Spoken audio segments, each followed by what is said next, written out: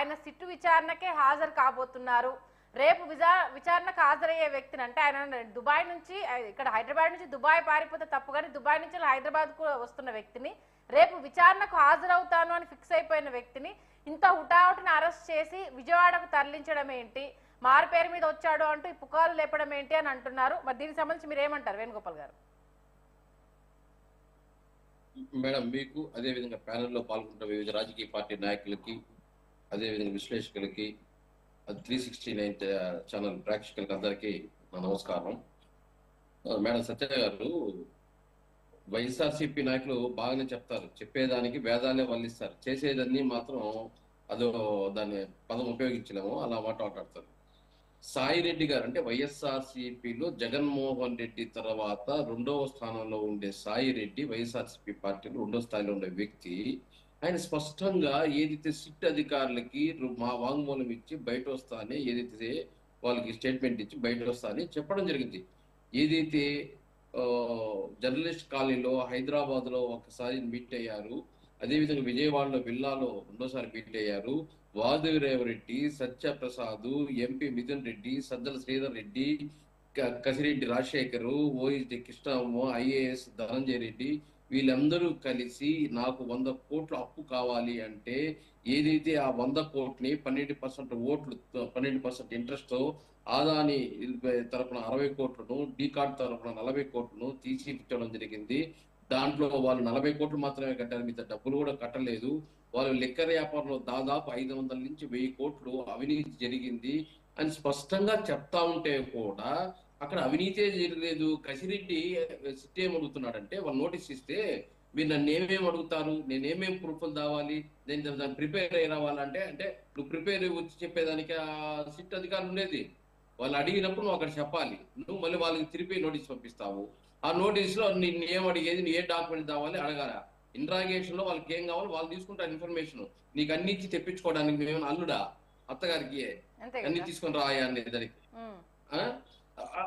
అలా వీళ్ళు ఏమిరంటే వాళ్ళ ప్రభుత్వంలో, వైఎస్ఆర్సీపీ ప్రభుత్వంలో ఏ విధంగా ప్రవర్తించారో పోలీసులతో అదే విధంగా అనుకుంటున్నారు, ఇంకా అదే విధంగా ప్రవర్తిస్తూ ఉన్నారు, ఇంకా వాళ్ళ ప్రభుత్వంలోనే ఉన్నది అనుకుంటున్నారు. విజయసాయి రెడ్డి మీరు చెప్పింది ఆల్రెడీ విజయసాయి రెడ్డి గారు ఇచ్చిన స్టేట్మెంట్, దాని గురించి చర్చ జరుగుతుంది. బట్ ఏంటంటే ఒక పాయింట్ ఏంటంటే, ఆయన విచారణకే వస్తున్నప్పుడు హుటాహుటిన అరెస్ట్ చేయడం వెనుక కక్షపూరితమైన చర్య కాకపోతే ఇంకేంటి అంటున్నారు. మేడం అదే చెప్తున్నాను మేడం, ఈ రోజు విజయసాయి రెడ్డి అంత స్పష్టంగా వీళ్ళంతా ఏదైతే లిక్కర్ లో ఉన్నారు, వీళ్ళందరూ కలిపి నన్ను అడిగారు, వీళ్ళు లిక్కర్ వ్యాపారం చేశారు, ఏదైతే బ్యావరేజెస్ ఉన్నాయో అన్నిటినీ లీజుకు తీసుకున్నారు, ఆ లీజులో వీళ్ళు ఏదైతే మందులు ఉన్నాయో వీళ్ళకి ఇష్టం వచ్చిన బ్రాండ్లు వేసి జనాలు, ప్రజలు ప్రాణాలతో, వాళ్ళ మానాలతో ఆడుకోవడం జరిగింది. డబ్బు పోయింది, ప్రజల డబ్బు ఖజానా దోచుకున్నారు, ప్రజల ప్రాణాలు దోచుకున్నారు, స్పష్టంగా తెలుస్తున్నాయి. కానీ ఇంకా బుకాయిస్తున్నారు. ఈ కసిరెడ్డి రాజశేఖర రెడ్డి నోటీస్ ఇస్తే నోటీస్ ఏం చేసుకురావాలని చెప్పి 1-2 సార్లు ఇస్తే వాళ్ళకి మండి రైట్ చేశారు. రైట్ చేసినప్పుడు ఇప్పుడు తలగా వచ్చి వస్తున్నారు సమాధానం చెప్పడానికి, అంతేగాని ఆయన సమాధానం చెప్పాలని రాలేదు. వాళ్ళ ఇళ్ళ కాడ వాళ్ళ సంస్థలపైన రైట్ చేస్తే అప్పుడు వస్తున్నాడు. అంటే పోలీసులు నోటీస్ ఇస్తే నువ్వు వాళ్ళకి ఆన్లైన్ ద్వారా చెప్పాడంట, నాకు ఏం తమ్మంటావు, నన్ను ఏం క్వశ్చన్స్ అడిగితే నేను మా అడ్వకేట్ ప్రిపేర్ వస్తానని చెప్పి స్టేకి పోయాడంట, నన్ను రిమాండ్కి తీసుకోకూడదు అని చెప్పి. అంటే ఏమని మీరు తప్పు చేశారని అర్థమైపోయిందా? మీరు తప్పు చేశారు కాబట్టి మీరు రిమాండ్ తీసుకుంటారు అని అర్థమైపోయింది కాబట్టి మీరు స్టేలకు దాని ఇవి చేయడం చేస్తున్నారు. అదేవిధంగా ఈరోజు ఏదైతే వైఎస్ఆర్సీపీ చేసిన, ఏదైతే ప్రజలకు ఇచ్చిన వాగ్దానాలు నెరవేర్చకుండా ప్రతి ఒక్క దాంట్లో అవినీతి, ప్రతి ఒక్క దాంట్లో అక్రమాలు, ఎవరు దాన్ని ప్రతిపక్ష ప్రశ్నిస్తే వాళ్ళ అన్పార్లమెంట్స్ వాడడము, వాళ్ళు జైల్లో పెట్టడము, ఈ విధంగా అరాచకాలు చేసిన దాని వల్లే కదా 151 సీట్లు 11 సీట్లకు రావడం జరిగింది. మళ్ళీ ఏంది నీతులు మాట్లాడుతున్నారు వీళ్ళు? ఇచ్చిన సంక్షేమము అవకతవకలు, అదేవిధంగా ఇచ్చిన ప్రతి దాంట్లోనూ అవినీతి, అదేవిధంగా ఏదైతే ఆ ప్రభుత్వంలో చేసిన అవినీతిని ప్రశ్నించే వాళ్ళు జైల్లో పెట్టడము, వాళ్ళు బూతులు మాట్లాడటము, అన్పార్లమెంట్స్ వాడటము, ఇవన్నీ చూడలేదా? మళ్ళీ ఈ రోజు వచ్చి ఎన్డీఏ ప్రభుత్వం కక్ష సాధిస్తా ఉందంట. అప్పుడు మనమేం సాధించాము? నోరు తెరిసే వాళ్ళని లోపల పెట్టాము, వాళ్ళు ప్రశ్నించే వాళ్ళని మా అన్పార్లమెంట్స్ వాడాము.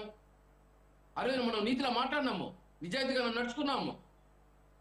ఒక కోటరీ విజయసాయి రెడ్డి గారు స్పష్టంగా చెప్తున్నారు, ఒక కోటరీ ఉంది, ఆ కోటరీని ఏది చెప్పితే అదే ఉంటాడే కానీ అధ్యక్షుడు మా నాయకుడు, ఆయన మనం చెప్పింది వినడు, మనం చూపించింది చూడ్డు, కోటరీకి చెప్పింది నమ్మింది కాబట్టి 151 సీట్లు 11 సీట్లకు రావడం జరిగింది స్పష్టంగా చెప్పాడు.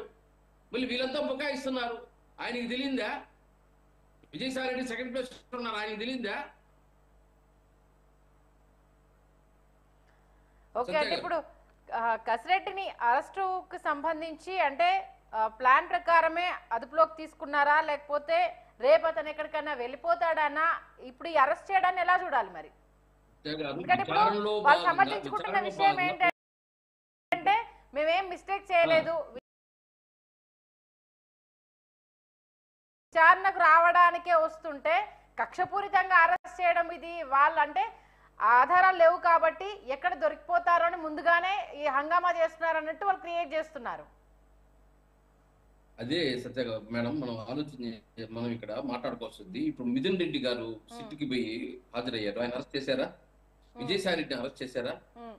వీళ్ళంతా అరెస్ట్ చేయనప్పుడు ఈయన మాత్రం ఎందుకు నన్ను బెయిల్ తెచ్చుకోనేది? అదే విధంగా నాకేం దమ్మంటారో చెప్పండి, నేను తీసుకొని వస్తాను, నన్ను ఏం అడుగుతారో చెప్పండి, నేను ప్రిపేర్ అయ్యి వస్తాను మా అడ్వకేట్ల దగ్గర అని చెప్పడం ఎంతవరకు కరెక్ట్? దీనికంతా మూల సూత్రధారి ఆయనే పదే పదే చెప్తున్నాడు. క్రిమినల్, అతను క్రిమినల్ తెలియకుండా నేను 2017లో దాన్ని వేరే పెద్ద నాయకులు పరిచయం